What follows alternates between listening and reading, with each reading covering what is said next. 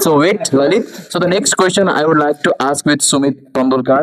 So Sumit sir, so तपाईँलाई तपाईँले भर्खरै कर्णाली प्रदेश घुमेर आउनुभयो होइन, इन्टर्नसिप गरेर आउनुभयो। सो म तपाईँलाई उतैतिरको प्रश्न गर्न चाहे, तपाईँले जुन देख्नु भएको छ भोगाई, त्यहाँको क्लाइमेटको परिवर्तन कसरी भएर आएको छ, त्यसलाई छोटकरीमा प्लिज एक्सप्लेन गरिदिनु।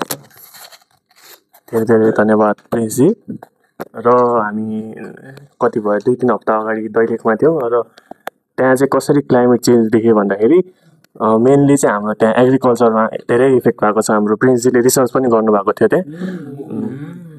अलिकति हामीले पनि ओभरभ्यू गर्दाखेरि के पायो भन्दाखेरि त्यहाँ मेनली भनेको चाहिँ हाम्रो सुन्तलाको खेती हो। त्यहाँ अब के भयो भन्दाखेरि अब जस्तो सुन्तलाको खेती कुनै समयमा त्यहाँ कति टन, धेरै टन सुन्तला फल्थ्यो भने अहिले चाहिँ त्यसको मात्रा धेरै घटेको छ। किनभने सबै यो क्लाइमेट चेन्जले गर्दा, त्यही भएर हावापानीले पनि धेरै फरक पारिरहेको छ त्यहाँ।